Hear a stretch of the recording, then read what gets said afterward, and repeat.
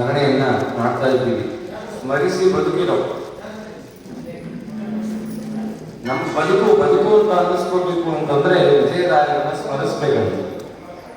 ಬರೀ ಆರಾಧನೆಯಿಂದ 2-3 ದಿನ ಸ್ಮರಿಸೋದಲ್ಲ, ನಿತ್ಯದಲ್ಲಿ ಸ್ಮರಣೆ ಮಾಡಬೇಕು. ಅವರ ಸ್ಮರಣೆ ಏನ್ ಮಾಡುತ್ತೆ ಅನ್ನೋದು ನಾವು ನೋಡ್ಬೇಕು. ಅವರ ಸ್ಮರಣೆಯಿಂದ ಎಂಥ ಒಂದು ಉಪಯೋಗ ಇದೆ. ನಿನ್ನೆ ಮೋಹನ್ ದಾಸರ ಜೀವನ ನೋಡ್ತಾ ಇದ್ವಿ. ಮೋಹನ್ ದಾಸರು ವಿಜಯರಾಯರ ಸಾಕು ಮಗ. ಆ ಮೋಹನನ್ನು ಕಂಡರೆ ಬಹಳ ಪ್ರೀತಿ ವಿಜಯರಾಯ. ಸರಿ, ವಿಜಯರಾಯ ಎಲ್ಲೆಲ್ಲ ಹೋದ್ರು ಈ ಮೋಹನನ್ನ ಕರ್ಕೊಂಡು ಹೋದ್ರು. ಏನೇನು ಘಟನೆಗಳೆಲ್ಲ ನಡೆಯುತ್ತೆ ಮೋಹನ್ ದಾಸರು ದಾಖಲೆ ಮಾಡೋದು. ಈ ರೀತಿಯಲ್ಲಿ ನಡೀತಾ ಇತ್ತು. ಆ ಮೋಹನನಿಗೆ ಮದುವೆ ಕೂಡ ಆಯಿತು. ಮೋಹನ್ ದಾಸರ ಮದುವೆಯನ್ನು ಕೂಡ ಮಾಡಿದ್ರು. ಮದುವೆಯಲ್ಲಾಗಿ ಕೆಲವು ಕಾಲಾನಂತರದಲ್ಲಿ ವಿಜಯರಾಯರು ಮೋಹನ್ ದಾಸ್ ಹೆಂಡತಿ ಒಂದು ಮಾತಂದ, ನೋಡಮ್ಮ, ನಾನು ಒಂದು ವಾರಗಳ ಕಾಲ ಮನೆಯಲ್ಲಿ ಇರಲ್ಲ, ನಾನೆಲ್ಲ ಹೊರಗಡೆ ಹೋಗ್ಬೇಕು. ಹಾಗಾಗಿ ಒಂದು ವಾರಗಳ ಕಾಲದಲ್ಲಿ ಮನೆಯಲ್ಲಿ ಏನಾದರೂ ಘಟನೆಗಳು ನಡೆಯುವುದು, ಸಾವಾಗ್ಬೋದು, ದುಃಖ ಆಗ್ಬೋದು, ಏನ್ ಬೇಕಾದಾಗ್ಬೋದು, ಏನಾದರೂ ಕೂಡ ನಿನ್ನ ಗಂಡ ಮೋಹನನ್ನ ಮನೆಯಿಂದ ಹೊರಗೆ ಕಳಿಸ್ಬೇಡ ಅಂತ ಸೂಚನೆ ಕೊಟ್ಟರು. ಸರಿ, ಮಾವನವರು ವಿಜಯರಾಯರೇನೋ ಹೇಳಿದಾರಲ್ಲ ಅಂತ ಆಕೆ ಏನ್ ಮಾಡ್ತಾಳೆ, ಮಾವನ ಮಾತಲ್ಲಿ ತುಂಬಾ ವಿಶ್ವಾಸ. ಹಾಗಾಗಿ ಏನಾದರೂ ಆಗಲಿ ನನ್ನ ಗಂಡನನ್ನು ಮಾತ್ರ ಹೊರಗೆ ಕಳಿಸಲ್ಲ ಅಂತ ನಿಶ್ಚಯ ಮಾಡ್ತಾರೆ. ಹೀಗೆ ಆಯಿತು. 3 ದಿನ ಹಾಗೆ ಕಳೀತು. 3 ದಿನ ಆದ್ಮೇಲೆ ಮೋಹನ್ ರಾಯರು ದೇಹತ್ಯಾಗ ಮಾಡಿಬಿಟ್ಟಿದ್ದಾರೆ. ಅವರು ಮೃತ್ಯು ಬಂದ್ಬಿಟ್ಟಿದೆ, ಸತ್ಯ ಹೋಗ್ಬಿಟ್ಟಿದ್ದಾರೆ. ಊರಿನ ಜನಕ್ಕೆಲ್ಲ ವಿಚಾರ ಗೊತ್ತಾಯ್ತು. ಮೋಹನ್ ದಾಸ್ ಹೋಗ್ಬಿಟ್ರು. ಹೆಂಡತಿ ಏನ್ ಮಾಡ್ತಾಳೆ, ಗಂಡ ಸತ್ತಿರುವಾಗ ದುಃಖದಿಂದ ಅಳ್ತಾ ಕೂತ್ಕೊಳ್ತಾಳೆ. ಹಾಗೆ ಮೂಲೆಗೆ ಹೋಗಿ ಕೂತ್ಕೊಂಡ್ಬಿಟ್ಟು ಆ ಊರಿನ ಜನ ಎಲ್ಲ ತೀರ್ಮಾನ ಮಾಡಿದ್ರು, ಅಯ್ಯಯ್ಯೋ, ವಿಜಯರಾಯರೇ ಇಲ್ವಲ್ಲ ಈ ಕಾಲಕ್ಕೆ, ವಿಜಯರಾಯರೇ ಇಲ್ಲದ ಕಾಲದಲ್ಲಿ ಇಂಥ ಒಂದು ಮೃತ್ಯು ಬಂದು ಒದಗಿಬಿಡ್ತಲ್ಲ ಅಂತ ಹೇಳಿ ಬಹಳ ದುಃಖ ಆಯಿತು. ಅವಳಿಗೆ ವಿಜಯರಾಯರ ಮಾತು ನೆನಪಾಯಿತು. ವಿಜಯರಾಯರು ಹೇಳಿದ್ದಾರೆ, ಏನೇ ಆಪತ್ತು ಬಂದರೂ ಕೂಡ ನಿನ್ನ ಗಂಡನನ್ನ ಹೊರಗೆ ಕಳಿಸ್ಬೇಡ. ಅದಕ್ಕೆ ಅವ್ರು ಹೇಳ್ತಾರೆ, ಏನು ಬೇಕಾದ್ರೂ ಆಗಲಿ ನನ್ನ ಗಂಡನ ಹೆಣವನ್ನ ನಾನು ಹೊರಗೆ ಕಳಿಸಲ್ಲ ಅಂತ ನಿಶ್ಚಯ ಮಾಡ್ತೀನಿ. ಸರಿ, ಊರಿನ ಜನ ಎಲ್ಲ ಬೈಲಿಕ್ಕೆ ಶುರು ಮಾಡಿದ್ರು. ಅಲ್ಲ, ನಿಮ್ಗೆ ಬುದ್ಧಿ ಬೇಡವಾ? ಯಾರಾದ್ರೂ ಹೆಣ ಇಟ್ಟು ಹೆಣವನ್ನ ಕಾಯಿಸ್ತಾರ? ಹೆಣ ಇಟ್ಟಿರುವಾಗ ಊರಿನಲ್ಲಿ ಯಾರಾದ್ರೂ ಊಟ ಮಾಡ್ತಾರ? ಹಿಂದಿನ ಕಾಲದಲ್ಲಿ ಆ ಊರಲ್ಲಿ ಯಾರಾದ್ರೂ ಮೃತರಾಗಿದ್ದಾರೆ ಅಂತಂದ್ರೆ ಅಲ್ಲಿವರೆಗೂ ಅಡುಗೆ ಮಾಡ್ತಿರ್ಲಿಲ್ಲ ಊರಿನ ಜನ. ಆ ತರ ಇತ್ತು. ಹೀಗಿರುವಾಗ ಹೆಣವನ್ನು 3 ದಿನ ಹೇಗೆ ಇಟ್ಕೊಳ್ಳೋದು? 1 ದಿನ ಕಳೀತಾ ಇರೋದು, 3ನೇ ದಿನ ಎಲ್ಲ ಗಲಾಟೆ ಮಾಡೋದು. ನನಗೆ ಗೊತ್ತಿಲ್ಲ. ಆ ಹೆಣವನ್ನು ತಗೊಂಡು ಹೋಗಿ ನಾವು ಅಗ್ನಿ ಸಂಸ್ಕಾರ ಮಾಡಲೇಬೇಕು ಅಂತ ಹಠ ಹೇಳಿದ್ರು. ಅವಳು ಆ ವಿಜಯರಾಯರನ್ನ ಸ್ಮರಣೆ ಮಾಡಿದ್ರು. ಸ್ವಾಮಿ, ಮಾವ, ವಿಜಯಪ್ರಭು, ಈ ಸಂಕಷ್ಟದಿಂದ ನನ್ನ ಉದ್ಧಾರ ಮಾಡ್ರಿ. ನನ್ನ ಗಂಡ ಮೃತನಾಗಿದ್ದಾನೆ, ಏನು ಪರೀಕ್ಷೆ? ಏನಾಗಿತ್ತು ಅಂತಂದ್ರೆ, ಅವರಲ್ಲಿ ಯಮದೇವರು ಯಮಭಟ್ಟರಿಗೆ ಒಂದು ಆಜ್ಞೆ ಮಾಡಿದಂತೆ ತಮ್ಮ ಭಟ್ಟರಿಗೆ. ಚೀಕಲ್ಪರ್ವೆಯಲ್ಲಿ ಮೋನಣ್ಣ ಅಂತ ಒಬ್ಬ ಇದ್ದಾನೆ, ಅವನ ಕರ್ಕೊಂಬ ಅಂತ. ಮೋನಣ್ಣ ಕರ್ಕೊಂಬರಕ್ಕೆ ಹೋಗಿ ಮೋಹನ್ ದಾಸರು ಕರ್ಕೊಂಡ್ಬಿಟ್ಟಿದ್ದಾರೆ. ಆ ಯಮಲೋಕಕ್ಕೆ ಹೋದ್ರಂತೆ ಋಷಿಗಳು, ಅಂದ್ರೆ ವಿಜಯರಾಯರು ಯಮಲೋಕಕ್ಕೆ ಹೋದ್ರಂತೆ. ನೀ ಕರ್ಕೊಂಬಂದಿರೋದು ಯಾರನ್ನ ಗೊತ್ತಿದೆಯಾ? ಯಮ. ಪರಮ ವೈಷ್ಣವರಾದ ಮಾಂಡವ್ಯ ಋಷಿಗಳು ಕಲಿಯುವುದನ್ನು ಮೋಹನ್ ದಾಸರಾಗಿ ಅವತಾರ ಮಾಡಿದ್ದಾರೆ. ಅವ್ರನ್ನ ನೀನ್ ಕೊಡ್ಲಿಕ್ಕೆ ಸಾಧ್ಯನಾ? ಆ ಯಮದೇವರು ದೀರ್ಘದಂಡ ನಮಸ್ಕಾರ ಮಾಡಿದ್ರೆ ತಪ್ಪಾಯ್ತು, ಕರ್ಕೊಂಡು ಹೋಗಿ ಎಂದು. 3 ದಿನ ಆದ್ಮೇಲೆ ವಿಜಯರಾಯರು ಸರಿಯಾಗಿ ಆ ಕಾಲಕ್ಕೆ ಬರಬೇಕು. ಮೋಹನ್ ದಾಸರು ಎದ್ದು ಕೂತ್ಕೋಬೇಕು. ಇಡೀ ಊರಿನ ಜನಕ್ಕೆ ಆಶ್ಚರ್ಯ. ಅಲ್ಲ, 3 ದಿನ ಆಗಿದೆ ಸತ್ತಿ ಹೆಣ ಸತ್ತಿ ಶವವಾಗಿ 3 ದಿನ ಮಲಗಿದ್ದಾರೆ. 3 ದಿನ ಆದ್ಮೇಲೆ ಇಟ್ಟಿದ್ದಾರೆ. ತಕ್ಷಣ ಅವ್ರ ಬಾಯಿಂದ ಬಂತು, ಬ್ಯಾಳಿಗೆ ಬಂದಿರೋ ವಿಜಯರಾಯ, ಹಿಂದೇಸು ಜನ್ಮವು ಮುಂದೇಸು ಜನ್ಮವು ಒಂದು ಅರಿಯನ ಎಂದೆಂದೂ ಎನ್ನ ತಂದೆ ವಿಜಯರಾಯ. ಸೂರ್ಯನ ಸುತನಂತೆ. ಸೂರ್ಯನ ಸುತ ಯಾರು? ಯಮ. ಆ ಯಮದೇವನನ್ನು ಎಳ್ಕೊಂಡು ಹೊರಟೋಗಿದ್ರು. ಆ ವೇಳೆಗೆ ಬಂದು ನನ್ನ ಪ್ರಾಣವನ್ನು ಉಳಿಸ್ತಲ್ಲ ವಿಜಯರಾಯ ಅಂತ ದೀರ್ಘದಂಡ ನಮಸ್ಕಾರ ಮಾಡಿದ್ರು. ಅಂದ್ರೆ ವಿಜಯರಾಯರ ಸ್ಮರಣೆ ಮಾಡಿದ್ರೆ ಏನೆಲ್ಲ ನಮಗೆ ಪ್ರಯೋಜನ. ನಮಗೂ ಕ್ಷಣ ಕ್ಷಣಕ್ಕೆ ಮೃತ್ಯು ಕಂಡು ಅವರೇನೋ ಒಮ್ಮೆ ಶವವಾಗಿ ಮಲಗಿದ್ರು. ನಮ್ದು ಆಗಲ್ಲ. ನಮ್ಗೆ ಬರೋ ಕಷ್ಟ, ನಮ್ಮ ಜೊತೆಯಲ್ಲಿರೋರು ನಮ್ಮ ಜೊತೆ ಮಾತಾಡುವಂತ 5 ಮಾತು ನಾವು ಸತ್ತಷ್ಟೇ ಪರಿಣಾಮ ಹೊಂದುವಂತ ಮಾತುಗಳನ್ನು ಆಡ್ತಾರೆ, ನಮ್ಮನ್ನ ನಿಂದನೆ ಮಾಡ್ತಾರೆ. ಇದರಿಂದ ಯಾರು ನಮ್ಮನ್ನು ಪಾರು ಮಾಡ್ತಾರೆ? ವಿಜಯರಾಯರೇ ಪಾರು ಮಾಡಬೇಕು. ವಿಜಯರಾಯರು ಒಬ್ಬರಿಗೆ ಸಾಧ್ಯ. ಯಾರು ವಿಜಯರಾಯರ ಸ್ಮರಣೆ ಮಾಡ್ತೀರಾ ಅವರಿಗೆ ಕ್ಷಣ ಕ್ಷಣದಲ್ಲಿ ಒದಗುವಂತ ಆ ಆಪತ್ತುಗಳನ್ನ ಪರಿಹಾರ ಮಾಡ್ತಾರೆ ವಿಜಯರಾಯ. ಈ ರೀತಿ ಆ ಮೋಹನದಾಸರಿಗೆ ಅನುಗ್ರಹ ಮಾಡಿದ್ರು. ಮೋಹನದಾಸರಿಗೆ ಅನುಗ್ರಹ ಆಯ್ತು, ಎಲ್ಲ ಆಯ್ತು. ಒಮ್ಮೆ ಹೇಳುದು, ಚಿಕ್ಕಲ್ಪಲ್ಲಿಯಿಂದ ನಾವು ಆದೋನಿಗೆ ಹೋಗೋಣ ಅಂತ. ಆದೋನಿಗೆ ಅಂತ ಬಂದರು. ಆದೋನಿಯಲ್ಲಿ ಮಂಗರಾಯನ ದೇವಸ್ಥಾನ ಇದೆ. ವ್ಯಾಸರಾಜರಿಂದ ಪ್ರತಿಷ್ಠಾಪಿಸಲ್ಪಟ್ಟಂತ ಮುಖ್ಯ ಪ್ರಾಣದೇವರು, ಎದುರುಮುಖದ ಪ್ರಾಣದೇವರು, ತುಂಬಾ ಜಾಗೃತವಾದ ಮುಖ್ಯ ಪ್ರಾಣದೇವರು. ಆ ಆದೋನಿನ ದೊಡ್ಡ ಬೆಟ್ಟ ಇದೆ, ರಣಮಂಡಲ ಪ್ರಾಣದೇವರು ಅಂತ. ಬೆಟ್ಟದ ಮೇಲ್ಗಡೆ ಜನಮೇಜಯರಾಜ ಪ್ರತಿಷ್ಠಾಪನೆ ಮಾಡುವಂತ ಪ್ರಾಣದೇವರು. ತುಂಬಾ ಜಾಗೃತವಾದ ಸ್ಥಳ. ಆ ಬೆಟ್ಟದ ಬುಡದಲ್ಲೇನೆ ವ್ಯಾಸರಾಜರು ಆ ಮಂಗರಾಯನನ್ನ ಪ್ರತಿಷ್ಠಾಪನೆ ಮಾಡಿದ್ದಾರೆ. ವಿಜಯರಾಯ ಆದೋನಿಗೆ ಹೋಗಿದ್ದಾರೆ. ಆದೋನಿಯಲ್ಲಿದ್ದಂತ ದಿವಾನ್ರು, ಆ ದಿವಾನ್ರು ರುಕ್ಮಣ್ಣ ಅಂತ ಅವನು ಇವರನ್ನ ಆಹ್ವಾನ ಮಾಡಿದ್ದ. ಸರಿ, ವಿಜಯರಾಯರು ಬಂದು ಎಲ್ಲ ಆಯ್ತು. ವಿಜಯರಾಯರು ಒಂದು ಸುದ್ದಿ ಬಂತು, ಆ ಮಂಗರಾಯ ದೇವಸ್ಥಾನದಲ್ಲಿ ಯಾರೋ ಒಬ್ಬರು ಅಂಗಡಿ ತೆಗೆದಿದ್ದಾರಂತೆ. ದೇವಸ್ಥಾನದಲ್ಲಿ ಯಾರು ಅಂಗಡಿ ತೆಗಿತಾರೆ? ಅದು ಯಾವ ಅಂಗಡಿ ಅಂತಂದ್ರೆ ಪದಾರ್ಥ ಸಿಗೋ ಅಂಗಡಿ ಎಲ್ಲ, ಜ್ಯೋತಿಷ್ಯದ ಅಂಗಡಿ ತೆಗೆದಿದ್ದಾರಂತೆ. ಅವ್ರು ಯಾರ ಮುಖ ನೋಡಿದ್ರು ಹಿಂದಿನ ಜನ್ಮದಲ್ಲಿ ಏನಾಗಿತ್ತು, ಈ ಜನ್ಮದಲ್ಲಿ ಹೇಗಿದ್ದಾರೆ, ಮುಂದಿನ ಜನ್ಮ ಏನಾಗುತ್ತೆ ಅಂತ ಹೇಳ್ತಾ ಇದ್ದಾರೆ, ಭವಿಷ್ಯ ಹೇಳ್ತಾ ಇದ್ದಾರೆ. ಯಾರಪ್ಪ ಅದು? ನನ್ನ ಭವಿಷ್ಯವನ್ನು ನಾವು ಹೇಳ್ತಾರ ಅಂತ ಕೇಳೋದು. ಅಯ್ಯೋ, ನಿಮ್ದು ಹೇಳ್ತಾರೆ, ನಿಮ್ಮ ಅಪ್ಪಂದು ಹೇಳ್ತಾರೆ ಅಂತ. ಓ ನಡಿ, ಅವನ ಹತ್ರಕ್ಕೆ ಹೋಗೋಣ ಅಂತ ವಿಜಯರಾಯ ಬಂದ್ರು. ಮಂಗರಾಯ ದೇವಸ್ಥಾನದಲ್ಲಿ ಹನುಮಪ್ಪನ ದರ್ಶನ ಮಾಡಿದ್ರು. ಆ ಜ್ಯೋತಿಷ್ಯ ಹೇಳ್ತಿದ್ರಲ್ಲ ಆ ವ್ಯಕ್ತಿ, ಅವರು ಮುಂದೆ ಬಂದು ನಿಂತುಬಿಟ್ರು. ಆ ಜ್ಯೋತಿಷ್ಯ ಹೇಳ್ತಿದ್ದ ವ್ಯಕ್ತಿ ಯಾರ ಮುಖ ನೋಡಿದ್ರು ತ್ರಿಕಾಲ ಜ್ಞಾನದಿಂದ ಅವನು 3 ಕಾಲದ ವಿಚಾರವನ್ನು ಹೇಳ್ತಿದ್ರೆ, ವಿಜಯರಾಯರನ್ನು ನೋಡಿ 1 ಕಾಲದ್ದು ಕೂಡ ಗೊತ್ತಾಗಲಿಲ್ಲ. ವಿಜಯರಾಯ ಕೇಳಿದ್ರು, ಎಲ್ಲರದ್ದು ಹೇಳ್ತಿಲ್ಲ ಭವಿಷ್ಯ, ನಂದೇ ಹೇಳೋದು. ವಿಜಯರಾಯರ ಮುಖ ನೋಡಿದ ತಕ್ಷಣ ಅವರಲ್ಲಿ ಇದ್ದಿದ್ದ ಜ್ಞಾನ ಎಲ್ಲ ಹೊರಟೋಯ್ತು. ಸರಿ, ಏನ್ ಮಾಡ್ಬೇಕು ಸ್ವಾಮಿ, ನೀವು ಯಾರೋ ಮಹಾನುಭಾವರು, ನನ್ಗೆ ತಿಳಿದಿಲ್ಲ. ಆಗ ವಿಜಯರಾಯ ಬಂದಂತೆ, ನೀನೇನು 3 ಜನ್ಮ ಅಂತ ಹೇಳುತ್ತ, ನೀನು 7 ಜನ್ಮ ಅಂತ ಹೇಳ್ತೀನಿ ಅಂತ. ಯಾರ ವ್ಯಕ್ತಿ ಅಂತಂದ್ರೆ ಅವರೇ ಬಾಲಕ ಗೋಪಾಲದಾಸರು. ಗೋಪಾಲದಾಸರು ಜ್ಯೋತಿಷ್ಯ ಹೇಳ್ಕೊಂಡ್ಬಿಟ್ಟಿದ್ದಾರೆ. ಗೋಪಾಲದಾಸರಿಗೆ ಏನಾಯ್ತು ಘಟನೆ ಅಂದ್ರೆ, ಕಿತ್ತು ತಿನ್ನೋ ಬಡತನ. ವಿಜಯರಾಯನ ಜೀವನದಲ್ಲಿ ಹೇಗೋ ಆ ಬಾಗಣ್ಣನ ಜೀವನನೂ ಹಾಗೆ. ವಿಜಯರಾಯರ ಕೆಲವು ಕಾಲ ತಂದೆ ಇದ್ರು. ಈ ಬಾಗಣ್ಣ ಬಾಲ್ಯದಲ್ಲೇ ತಂದೆಯನ್ನು ಕಳ್ಕೊಂಡ್ಬಿಟ್ರು. ತಂದೆ ಕಳ್ಕೊಂಡ್ರು, ಅವ್ರ ಜೊತೆ 3 ಜನ ತಮ್ಮಂದ್ರು. ಅಮ್ಮ ಬಹಳ ಕಷ್ಟಪಟ್ಟು ಒಂದು ಬೆಟ್ಟದ ಬುಡದಲ್ಲಿ ಯಾವುದೋ ಜಾಗ ಅಂತ, ತುಂಬಾ ದೂರ, ಅದು ಮರುಭೂಮಿ, ಏನೇನು ಬೆಳೀಲಿಕ್ಕೆ ಸಾಧ್ಯ ಇಲ್ಲ. ತಾಯಿ ತೀರ್ಮಾನ ಮಾಡಿದಂತೆ, ನಮಗೆ ತಿನ್ಲಿಕ್ಕೆ ಏನಾದ್ರು ಬೇಕು ಅನ್ನೋದಕ್ಕೆ ಒಂದು 4-5 ಮೈಲಿ ದೂರ ನಡ್ಕೊಂಡು ಹೋಗಿ ಅಲ್ಲಿ ಯಾವುದೋ ಕೆರೆ, ಆ ಕೆರೆಯಲ್ಲಿ ಕೊಡ ನೀರು ತಗೊಳ್ಳೋದು, ಮಕ್ಕಳ ಕೈಯಲ್ಲಿ ಏನೇನಾಗುತ್ತೋ ಅಷ್ಟು ಒರೆಸೋದು, ಅದನ್ನು ತಗೊಂಡ್ಬಂದು ಭೂಮಿಗೆ ನೀರು ಹಾಕೋದು. ಎಲ್ಲಾದ್ರೂ ಜಮೀನಿಗೆ ಕೊಡದಲ್ಲಿ ನೀರು ತಗೊಂಡು ಹಾಕೋದು ಸಾಧ್ಯ ಇಲ್ಲ.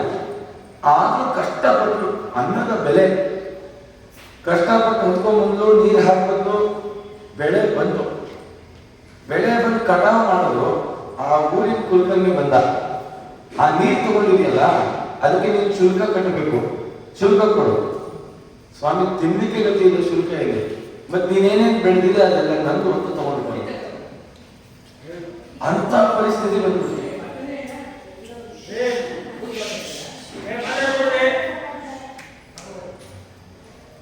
ಇಂಥ ಪರಿಸ್ಥಿತಿ ಬಂತು.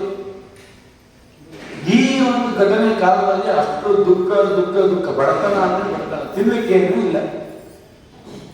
ಯಾರೋ ಒಬ್ರು ದೊಡ್ಡ ವ್ಯಕ್ತಿಗಳು ಬಂದು ಆ ಬಾಗಣ್ಣನ ತಾಯಿ ಕೇಳೋದಂತೆ, ನೋಡು, ನನ್ನ ಮಗನ ಜಾತಕದಲ್ಲಿ ಒಂಟಿ ಉಪನಯನ ಮಾಡೋದಿಲ್ಲ, ಅವನ ಜೊತೆ ಇನ್ನೊಬ್ಬ ಒಟ್ಟು ಕೂರಿಸಿ ಉಪನಯನ ಮಾಡಬೇಕು.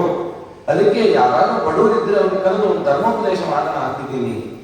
ಆ ತಾಯಿಗೆ ಅನಿಸ್ತು, ನಮ್ಮ ಮನೆಯಲ್ಲಿ ಗಂಡಸರು ದಿಕ್ಕಿಲ್ಲ, ಯಾರು ನನ್ನ ಮಕ್ಕಳು ಉಪನಯನ ಮಾಡ್ತಾರೆ, ಯಾರೋ ಒಂದು ಕೇಳಿದಾರಲ್ಲ, ಆಯ್ತು ಅಂತ ಒಪ್ಕೊಂಡ್ರು. 2 ದಿನ ಊಟಕ್ಕೆ ಆಗತ್ತೆ ಅಂತ ಹೋದ್ರು. ಉಪನಯನ ಆಯ್ತು. ಆಗ ಅವರು ಮುಸಕ್ಕಲ್ಲಲ್ಲಿ, ಆ ಗದ್ವಾಲದ ಹತ್ರ, ಅಲ್ಲಿಂದ ಶಂಕಾಪುರ ಆಗಿದೆ, ಅಲ್ಲಿ ವ್ಯಾಸರಾಜ ಪ್ರತಿಷ್ಠಾಪನೆ ಮಾಡುವಾಗ ಬಹಳ ಜಾಗೃತ. ಅಲ್ಲಿಗೆ ಬಂದರು.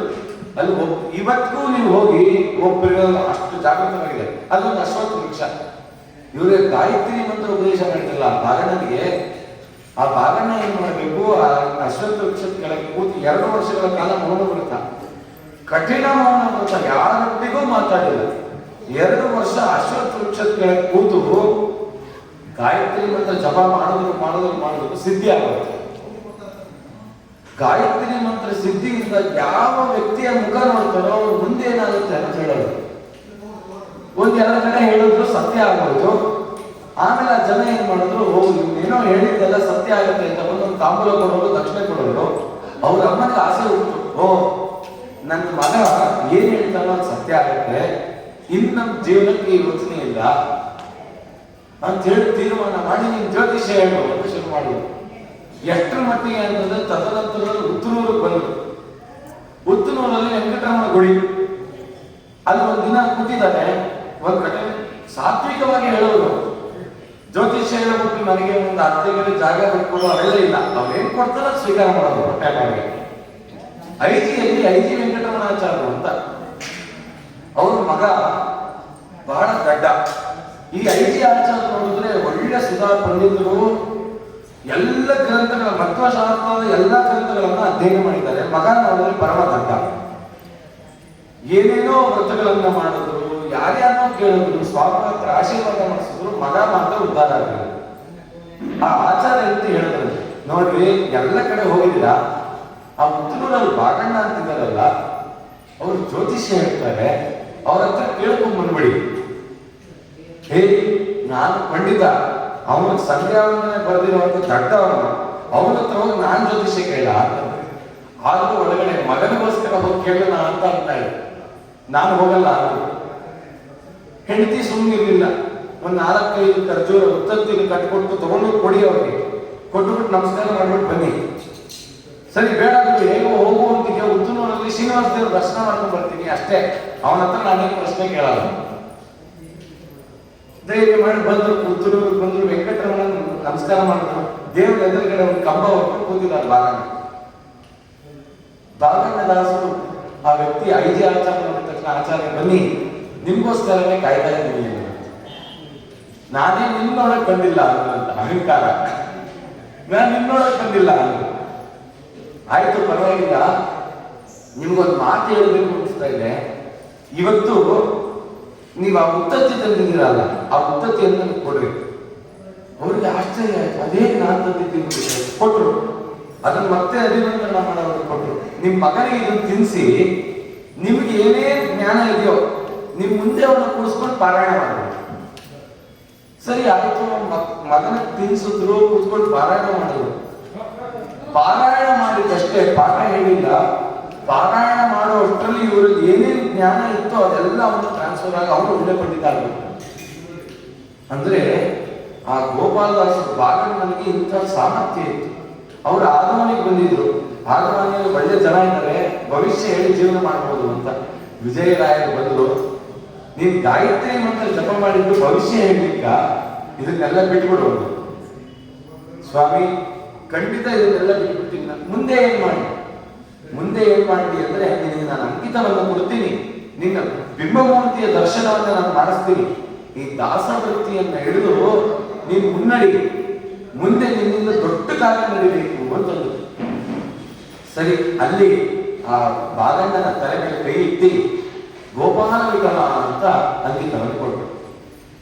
ಗೋಪಾಲದಾಸರು ಯಾರಂಶ? ವಿಘ್ನೇಶ್ವರನ ಅಂಶ, ಗಣಪತಿ ಅಂಶ. ಗಣಪತಿಗೆ ಬಿಂಬಮೂರ್ತಿ ಯಾರು? ವಿಶ್ವಂಬರ ಅಲ್ವಾ? ನಮ್ಮ ಬಿಂಬಮೂರ್ತಿ ಯಾರೋ ಆ ಅಂಕಿತವನ್ನು ನಮ್ಗೆ ಕೊಡ್ಬೇಕು. ನಮ್ಮ ಬಿಂಬಮೂರ್ತಿ ಯಾರೋ ಅವನೇ ಅಂಕಿತ. ಪುರಂದರದಾಸರಿಗೆ ಪುರಂದರ ಅಂದ್ರೆ ಇಂದ್ರನಿಗೆ ಒಡೆಯನಾದವನು ಯಾರು? ಶ್ರೀನಿವಾಸ ದೇವರೇ ಬಿಂಬ. ಈ ವಿಘ್ನೇಶ್ವರನ ಅಂಶ ಸಂಭೂತರಾದ ಈ ಗೋಪಾಲದಾಸರಿಗೆ ವಿಶ್ವಂಬರ ವಿಠಲ ಅಂತ ಅಂಕಿತ ಕೊಡಬೇಕಿತ್ತು. ಆದ್ರೆ ಗೋಪಾಲ ವಿಠಲ ಅಂತ ಅಂಕಿತ ಕೊಟ್ರಲ್ಲ, ಯಾಕೆ? ದಾಸಾಯುಧದಲ್ಲಿ ಇದೊಂದು ನಿಂದನೆ ಮಾಡೋದು ಜಾಸ್ತಿ. ಬಿಂಬಮೂರ್ತಿ ಅಂತಾರೆ, ಅಂಕಿತ ಅಂತಾರೆ, ಇವೆಲ್ಲ ಸುಳ್ಳು ಅಂತ. ಇದು ಸುಳ್ಳಲ್ಲ, ಇದು ಉತ್ತರ ಇದೆ. ಏನಕ್ಕೆ ಅವರಿಗೆ ಗೋಪಾಲ ವಿಠಲ ಅಂತ ಅಂಕಿತ ಕೊಟ್ಟರು ಅಂತಂದ್ರೆ, ಗೋವು ಅಂತಂದ್ರೆ ವೇದ ಅಂತ, ಗೋವು ಅಂತಂದ್ರೆ ಬ್ರಾಹ್ಮಣ ಅಂತ, ಗೋವು ಅಂದ್ರೆ ಭೂಮಿ ಅಂತಲೂ ಅರ್ಥ. ಈ ಭೂಮಿಯನ್ನ ಪಾಲನೆ ಮಾಡ್ತಕ್ಕಂಥ ರೂಪ ವಿಶ್ವಂಬರ ರೂಪ. ಪ್ರತಿಯೊಬ್ಬರ ಬಲಗಣ್ಣಿನಲ್ಲಿ ವಿಶ್ವಂಬರ ನಾಮಕ ಪರಮಾತ್ಮ ಇರ್ತಾನೆ. ಬೆಳಗ್ಗೆ ನಾವು ನಿರ್ಮಾಲ್ಯ ತಗೋತೀವಲ್ಲ, ವಿಶ್ವಾಯ ನಮಃ, ತೈಜಸೇ ನಮಃ, ಪ್ರಾಜ್ಞಾಯ ನಮಃ. ವಿಶ್ವ, ನಾನು ಎಚ್ಚರವಾಗಿದ್ದಾಗ ನಮ್ಮಲ್ಲಿ ನಿಂತು ಎಲ್ಲ ಕಾರ್ಯವನ್ನು ಮಾಡಿಸ್ತಕ್ಕಂಥ ರೂಪ ವಿಶ್ವಂಬರ. ಅವನೇ ಬಿಂಬ ಅಂತ ತೋರಿಸ್ಕೊಟ್ಟು ಅವರಿಂದ ಕಾರ್ಯವನ್ನು ಮಾಡಿಸೋದು. ಸರಿ, ಆದವನಿಂದ ಗದ್ವಾಲಕ್ಕೆ ಹೋಗೋಣ ಅಂತ ತೀರ್ಮಾನ ಆಯಿತು. ಗದ್ವಾಲಕ್ಕೆ ಗುರು ಶಿಷ್ಯರಿದ್ರು ಹೋಗ್ತಾ ಇದ್ದಾರೆ. ಆದವನಿಗೆ ಒಂದು ಘಟನೆ ನಡೀತು. ಆ ಗದ್ವಾಲದಲ್ಲಿ ಒಂದು ಘಟನೆ ನಡೀತು. ಎಲ್ರಿಗೂ ಗೊತ್ತಾಯ್ತು, ವಿಜಯರಾಯರು ಬರ್ತಾ ಇದ್ದಾರೆ, ವಿಜಯರಾಯರು ಬರ್ತಾ ಇದ್ದಾರೆ. ವಿಜಯರಾಯರು ಬರ್ತಾ ಇದ್ದಾರೆ ಅಂತಂದ್ರೆ ಅವ್ರನ್ನ ಪಲ್ಲಕ್ಕಿಯಲ್ಲಿ ಕೂಡಿಸ್ಕೊಂಡು ಮೆರವಣಿಗೆ ಮಾಡಬೇಕು ಅಂತ ಗದ್ವಾಲದ ಜನ ಸಿದ್ಧ ಮಾಡ್ಕೊಂಡು, ಗೋಪಾಲದಾಸರು ಪುಟ್ಟ ಹುಡುಗ ಇನ್ನು ಪಟ ಪಟ ಪಟ ಅಂತ ತಂಬೂರಿ ಇಟ್ಕೊಂಡು ನಡ್ಕೊಂಡು ಹೋದ್ರು. ಊರಿನ ಜನ ಎಲ್ಲ ಇವರೇ ವಿಜಯರಾಯರು ಅಂತ ಪಲ್ಲಕ್ಕಿಯಲ್ಲಿ ಕೂಡಿಸ್ಬಿಟ್ರು. ಎಲ್ಲರೂ ಪಲ್ಲಕ್ಕಿ ಹೊತ್ಕೊಂಡು ವಿಜಯರಾಯರು ಜಯವಾಗಿ, ವಿಜಯರಾಯರು ಜಯವಾಗಿ ಅಂತ ಹೇಳಿದ್ರು. ವಿಜಯರಾಯರು ನೋಡಿದ್ರೆ ಹಿಂದೆ ನಡ್ಕೊಂಡು ಬರ್ತಾ ಇದ್ದಾರೆ. ಅವ್ರಿಗೆ ಸುದ್ದಿ ಬಿಟ್ಟು, ಸ್ವಾಮಿ ಎಂತ ಶಿಷ್ಯ ನಿಮಗೆ, ಎಂತ ಕೆಟ್ಟ ಶಿಷ್ಯ ನೋಡಿ. ಯಾಕೆ? ಗುರುಗಳು ಇರುವಾಗ ಗುರುಗಳನ್ನ ಹಿಂದೆ ನಡೆಸ್ಕೊಂಡು ಶಿಷ್ಯ ತಾನು ಪಲ್ಲಕ್ಕಿ ಏರ್ತಿದ್ದಾನೆ. ನಾವಾಗಿದ್ರೆ ಏನಂತಾಗಿತ್ತು ಅಲ್ವಾ?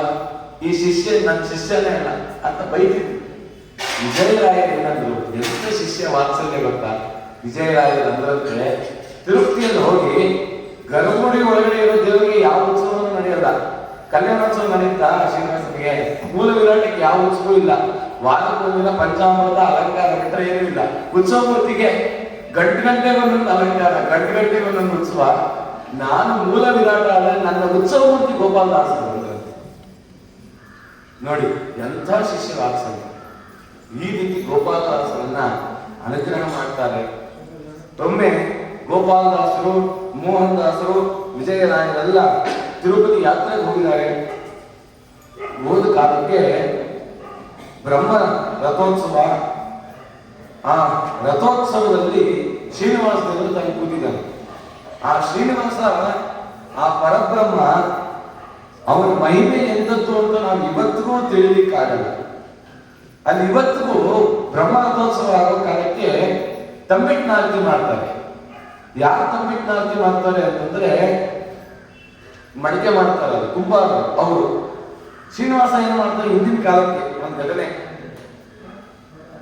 ಒಬ್ಬ ಕುಂಬಾರನ ಸ್ವಪ್ನದಲ್ಲಿ ಶ್ರೀನಿವಾಸ ದೇವರು ಹೋಗೋದು, ಪ್ರತಿದಿನ ದರ್ಶನ ಕೊಡೋದು. ಬಾ ನನ್ನ ದರ್ಶನ ಮಾಡೋದು, ಬಾ ನನ್ನ ದರ್ಶನ ಮಾಡೋದು. ಈ ಕುಂಬಾರನ ತಿರುಪ್ತಿಯಲ್ಲಿ ಗೊತ್ತಿಲ್ಲ. ಅವನೇನ್ ಮಾಡ್ತಿದ್ದ, ಸ್ವಪ್ನದಲ್ಲಿ ಹೇಗೆ ವೆಂಕಪ್ಪ ಕಾಣ್ತಿದ್ದ ಆ ತರ ಮುಖ ಮಾಡೋದು, ಮೇಲ್ಗಡೆಯಿಂದ ತೋಮಾಲೆ ಮಾಡಿ ಮಣ್ಣಲ್ಲಿ ಒಂದು ಪ್ರತೀಕ ಮಾಡಿ ಇಟ್ಕೊಂಡಿದ್ದ. ಪ್ರತಿದಿನ ಒಂದೊಂದು ಹಣತೆ ಮಾಡೋದು, ಅವನ ದೀಪ ಹಚ್ಚೋದು, ಏನ್ ಹಣ್ಣಿದೆಯೋ ಅದನ್ನ ಇಡೋದು. ಈ ರೀತಿ ಕಾಲಗಳಿಗಾಯ್ತು. ತಿರುಪ್ತಿಯಲ್ಲಿರ್ತಕ್ಕಂಥ ಆಗಮಿಕರೆಲ್ಲ ನೋಡಿದ್ರು, ತಿರುಪ್ತಿಲಿ ಸನ್ನಿಧಾನನೇ ಕಮ್ಮಿ ಆಗ್ತಿದೆ. ಎಲ್ಲರೂ ಉಂಟ, ತಿರುಪ್ತಿಯಲ್ಲಿ ಸನ್ನಿಧಾನ ಕಮ್ಮಿ ಆಯ್ತು, ಜನ ಹೋಗೋದು ಕಮ್ಮಿ ಆಯ್ತು ಅಂತ. ಜನ ಹೋಗೋದು ಕಮ್ಮಿ ಆಯ್ತು ಅಂದ್ರೆ ನಾನೇ ಹೊರಬಿಟ್ಟಿರ್ತೀನಿ, ಸಾಧ್ಯನೇ ಇಲ್ಲ. ಈ ತರದಾಗ್ತಿದೆಯಲ್ಲ ಅಂತ ಆಮೇಲೆ ಎಲ್ಲ ಪ್ರಶ್ನೆ ಮಾಡಿ ಕೇಳಿದ್ರೆ, ಊರ್ ಕೆಳಗಡೆ ಒಬ್ಬ ಕುಂಬಾರ ಇದ್ದಾನೆ. ಅವನು ಆ ಶ್ರೀನಿವಾಸನನ್ನು ಹೊಲಿಸ್ಕೊಂಡಿದ್ದಾನೆ. ಶ್ರೀನಿವಾಸ ಅವ್ರ ಮನೇಲಿದ್ದಾನೆ. ಶ್ರೀನಿವಾಸ ನೋಡಿದ್ರೆ ನಿಜವಾಗ್ಲೂ ಅವ್ರ ಮನೇಲಿದ್ದಾನೆ. 3-4 ಜನ ಕಂಡು. ಆದ್ರೆ ಹೊಟ್ಟೆಗಿಚ್ಚು. ಸರಿಯಾಗಿ ಪೂಜೆ ಮಾಡೋರು ನಾವು, ಮಂತ್ರ ಹೇಳೋರು ನಾವು, ಅಭಿಷೇಕ ಮಾಡೋರು ನಾವು, ಅಲಂಕಾರ ಮಾಡಿ ಮಂಗಳಾರತಿ ಮಾಡೋರು ನಾವು. ತಿಮ್ಮಪ್ಪ ಹೋಗಿ ಅವ್ರ ಮನೇಲಿ ಕೂತ್ಕೊಳ್ಳೋದ. ತಿಮ್ಮಪ್ಪ ಅವತ್ತು ಏನ್ ಮಾಡ್ಬಿಟ್ಟಿದ್ದಾನೆ, ಕೌಸ್ತುಭ ಮಣಿ ಅಂತಿದೆ, ವೆಂಕಪ್ಪಂಗೆ ಆಗ್ತದೆ. ಕೌಸ್ತುಭ ಮಣಿ ಅಂತ 4 ಮಣಿ ಇರುತ್ತೆ. 4 ನೀಲಿ ಮಣಿ, 4 ಬಿಳಿ ಮಣಿ, ಮಧ್ಯದಲ್ಲೊಂದು ಮಣಿ. ತುಂಬಾ ಚೆನ್ನಾಗಿರುತ್ತೆ ಕೌಸ್ತುಭ ಮಣಿ ಅಂತ. ಅದರಲ್ಲಿ ಬ್ರಹ್ಮದೇವರ ಸನ್ನಿಧಾನ. ಅವತ್ತು ವೆಂಕಪ್ಪ ಈ ಕುಂಬಾರನ ಮನೆಗೆ ಬಂದು ಆ ಕೌಸ್ತುಭ ಮಣಿ ಅವನು ಕೊಟ್ಟು ಹೊರಟೋಗಿದ್ದಾರೆ. ಮಾರನೇ ದಿನ ವೆಂಕಪ್ಪಗೆ ನೋಡ್ತಾರೆ, ಇಲ್ಲೇ ಇಲ್ಲ. ಅವನೇ ಕಳ್ಳ ಅಂತ ಸಿದ್ಧ ಮಾಡಿದ್ರು. ಅವನ ಬಂದಿ ಕಾಣೆಯಲ್ಲಿ ಹಾಕಿದ್ರು. ಪ್ರಧಾನ ಅರ್ಚಕರಿಗೆ ಸ್ವಪ್ನವಿತ್ತಂತೆ. ಏನದು ಅಂತಂದ್ರೆ, ಅವನು ನನ್ನ ಪರಮ ಭಕ್ತ, ಅವನಿಗೇನಾದ್ರು ಒಂದು ಏಟಾದ್ರೆ ನಿನ್ನ ಹೆಂಡತಿ ಮೈ ನೋಡು ಅಷ್ಟಲ್ಲಾಗಿ ಹೊಡೆದಿದ್ರೆ ಅವನ ಹೆಂಡತಿ ಮೈಯಲ್ಲೆಲ್ಲ ಬೊಬ್ಬೆ ಬಂದ್ಬಿಡ್ತು. ತಪ್ಪಾಯ್ತು ಅಂತ ವೆಂಕಪ್ಪನಿಗೆ ನಮಸ್ಕಾರ ಮಾಡಿ ಅವ್ರನ್ನ ಬಿಟ್ಟು ಕಳಿಸ್ದ. ಹೆಂಗ ಆರಾಮ ಇನ್ನೊಂದ್ಸಲಿ ನನ್ನ ಮುಖ ತೋರಿಸ್ಬೇಡ ಅಂತ ಪ್ರಧಾನ ಅರ್ಚಕರು. ಹೀಗೆ ಅವನು ಬ್ರಹ್ಮರಥೋತ್ಸವ ರಥ ಮುಂದಕ್ಕೆ ಬರ್ತಾ ಇದೆ. ಆಗ ಆ ಅರ್ಚಕರಿಗೆ ಸೂಚನೆ ಕೊಟ್ಟಂತೆ ವೆಂಕಪ್ಪ, ಏನಕ್ಕೆ ನಾನು ಮುಂದಕ್ಕೆ ಬರ್ತಿಲ್ಲ ಅಂತಂದ್ರೆ, ನಾನು ರಥದಲ್ಲಿ ಪೂಜೆ ಇಲ್ಲ, ಆ ಕುಂಬಾರ ತನ್ನ ಮನಸ್ಸಿನಲ್ಲಿ ನನ್ನ ಧಾರಣೆ ಮಾಡ್ಬಿಟ್ಟಿದ್ದೆ, ನಮ್ಮ ದೇಹವೇ ರಥ, ಅವನ ಒಳಗಡೆ ನಾನು ನಿಂತ್ಕೊಂಡ್ಬಿಟ್ಟಿದ್ದೀನಿ, ಅವನ್ನ ಕರೆಸಿ ತಮ್ಮಿಟ್ಟ ಆರತಿ ಮಾಡಿಸೋ, ನಾನು ಮುಂದಕ್ಕೆ ಹೋಗ್ತೀನಿ ಅಂತ. ಇವತ್ತಿಗೂ ಆ ಕುಂಬಾರನ ವಂಶಸ್ಥರು ಬಂದು ಇವತ್ತಿಗೂ ಆರತಿ ಮಾಡ್ತಾ ಇರ್ತೀನಿ ಬ್ರಹ್ಮರಥೋತ್ಸವಕ್ಕೆ. ಈ ತರ ಒಂದು ಸಂದರ್ಭ, ಆ ಕುಂಬಾರ ಆರತಿ ಮಾಡಿದ್ರು ಮುಂದಕ್ಕೆ ಬರ್ತಾ ಇಲ್ಲ. ಏನ್ ಮಾಡ್ಬೇಕು? ಅಷ್ಟೊಂದಾಗಲೇ ಒಂದು ಘಟನೆ ನಡೆದಿತ್ತು. ತಿರುಪ್ತಿಲಿ ಇವತ್ತಲ್ಲ ಜನ, ಪುರಂದರದಾಸರ ಕಾಲದಿಂದಲೂ ಜನನೇ. ಹೀಗೆ ವಿಜಯರಾಯರು ಹೋದ್ರಂತೆ ಮುಂದೆ ತಿಮ್ಮಪ್ಪ ನೋಡೋಣ ಅಂತ ದರ ಅಂತ ಹೇಳಲಾಗ್ತದೆ. ಆ ತಿಮ್ಮಪ್ಪ ನಾವೆಲ್ಲ ಹೋಗಿ ನೋಡಿದ್ವಲ್ಲ, ಅವನ ಮುಖ ಹೇಗಿದೆ ಹೇಳ್ತೀನಿ ಯಾರಾದ್ರು? ಅವನ ಮುಖದಲ್ಲಿ ಬರೀ ನಾಮ ಮತ್ತೆ ಕಾಣಲ್ಲ. ಅವನ ಮುಖ ಹೇಗಿದೆ ಗೊತ್ತೇ ಇಲ್ಲ ನಮಗೆ ಅಲ್ವಾ?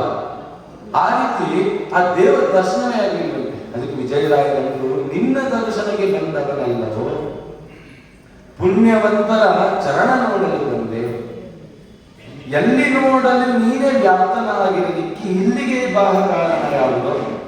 ವಿಜಯರಾಯ ಚಿಂತನೆ ನೋಡಿ, ದೇವ್ರು ಎಲ್ಲಾ ಕಡೆ ಇದ್ದಾನೆ, ಎಲ್ಲ ಕಡೆ ದೇವ್ರಿದ್ದಾನೆ ಅಂತ ತಿರುಪ್ತಿಗೆ ಯಾಕೆ ಹೋಗ್ಬೇಕು? ಅದಕ್ಕೆ ದೇವ್ರು ಹೇಳಿದ್ರು, ನಿನ್ನೊಳಗೆಲ್ಲ ಬಂದಿದ್ದು, ನೀನ್ ಎಲ್ಲ ಕಡೆ ಇದೆಯಾ, ನೀನ್ ಭಕ್ತರೆಲ್ಲ ಕಡೆ ಇಲ್ಲ. ನೀನ್ ಭಕ್ತರು ಬೇಕು ಅಂದ್ರೆ ಮಠಕ್ಕೆ ಬರಲೇಬೇಕಲ್ವಾ? ರಾಯರನ್ನ ಮನೆಯಲ್ಲೇ ಫೋಟೋ ಹಿಡ್ಕೊಂಡು ಪೂಜೆ ಮಾಡ್ಬೋದು, ರಾಯರ ಭಕ್ತರ ಪಾದದೊಂದು ಇಲ್ಲೇ ಸಿಗಲ್ಲ, ನಮ್ಮ ಮನೆಯಲ್ಲಿ ಸಿಗಲ್ಲ. ಅದಕ್ಕೆ ಬಂದಿದ್ದೀನಿ ನಿನ್ನೊಳಕ್ಕಲ್ಲ ಅಂತ ನಿಂದನೆ ಮಾಡಿದ್ರಂತೆ. ನಿಂದನೆ ಮಾಡಿದ್ರು. ಪಕ್ಕದಲ್ಲೇ ಗುಡಿ ಒಳಗಡೆ ನರಸಿಂಹದೇವರು ಇದೆಯಲ್ಲ, ಯೋಗ ನರಸಿಂಹದೇವರು, ಅಲ್ಲಿ ಕೂತ್ಕೊಂಡ್ಬಿಟ್ರು.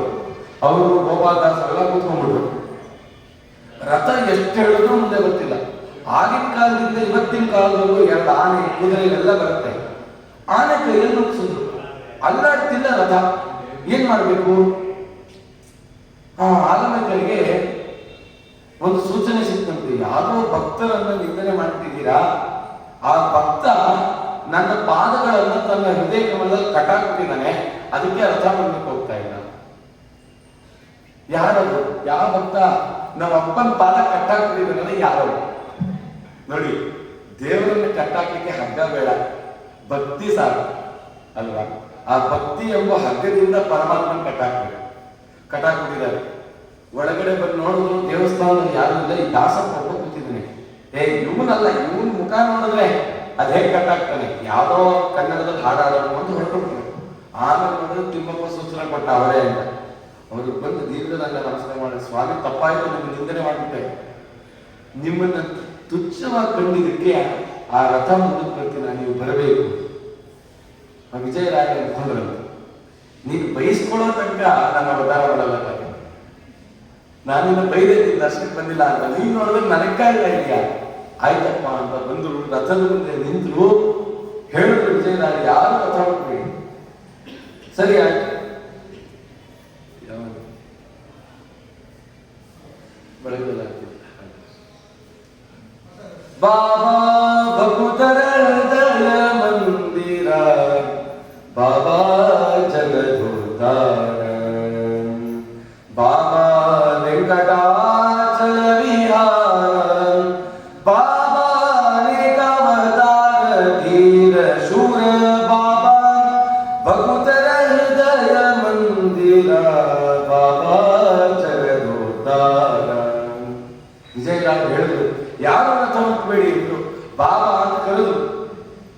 ದಕ್ಷ ಕಮಲಾಕ್ಷ ರಾಕ್ಷಸ ಕುಲ ಶಿಕ್ಷಾ, ಲಕ್ಷ್ಮಣ ಗಜ ಲಕ್ಷ್ಮೀ ವಕ್ಷ, ಪಕ್ಷಿ ವಾಹನ ಪೂರ್ಣ ಲಕ್ಷಣ ಸರ್ವೇಶ, ಪಕ್ಷಿ ವಾಹನ ಪರಿಪೂರ್ಣ,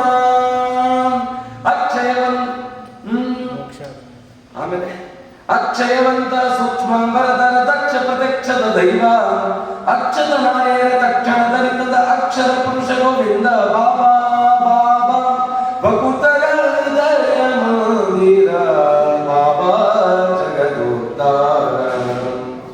ಹತ್ತಾವತಾರದ ಹರಿಯೇ ಘನಸಿರಿಯೇ ನಾನು ಮತ್ತೊಬ್ಬರನ್ನು ಹೀಗೆ ಕರೆ ಭೃತ್ಯರ ಸಂಗದೊಳಾಡುವ ದೊರೆಯೇ ಎನ್ನತ್ತೀನಿ ಆಡುವ ಮರಿಯೇ.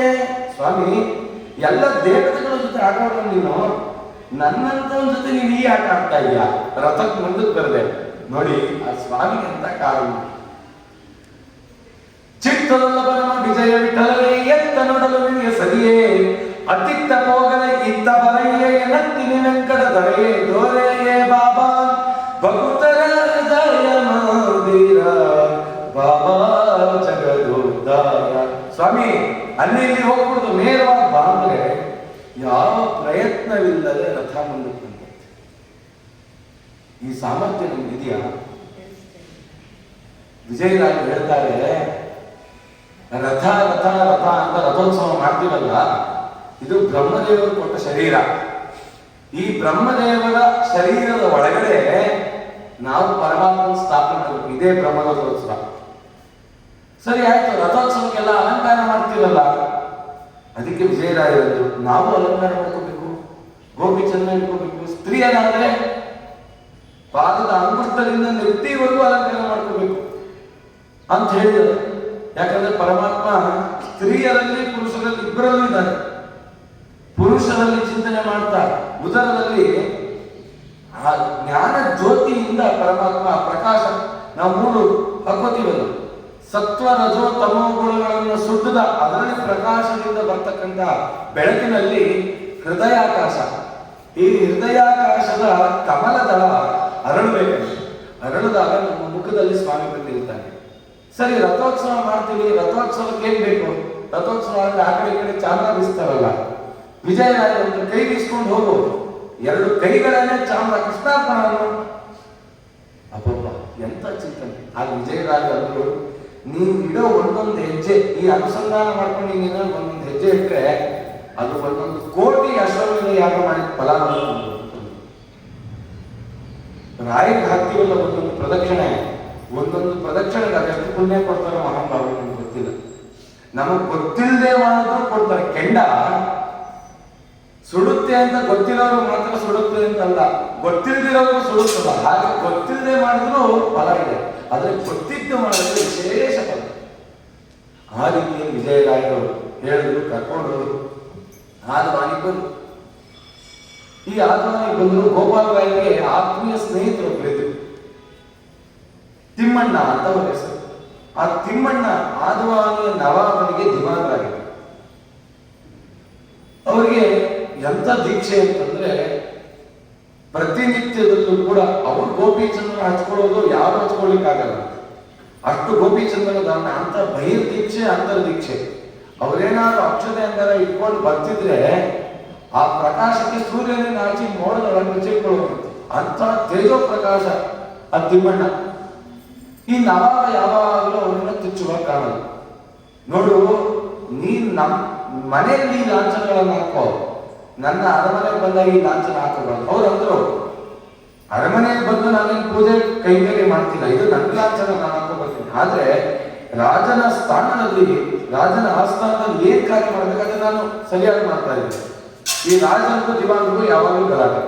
ಸರಿ, ಈ ದಿವಾನನ್ನೇನಾದ್ರು ಕೆಲಸದಿಂದ ತೆಗೆದುಕೊಳ್ಳೋಣ ಅಂದ್ರೆ ರಾಜ ದಡ್ಡ, ಅವನಿಗೇನು ಗೊತ್ತಿಲ್ಲ, ದಿವಾನರು ನಡೆಸೋದ್ರೇನೆ ಜೀವನ.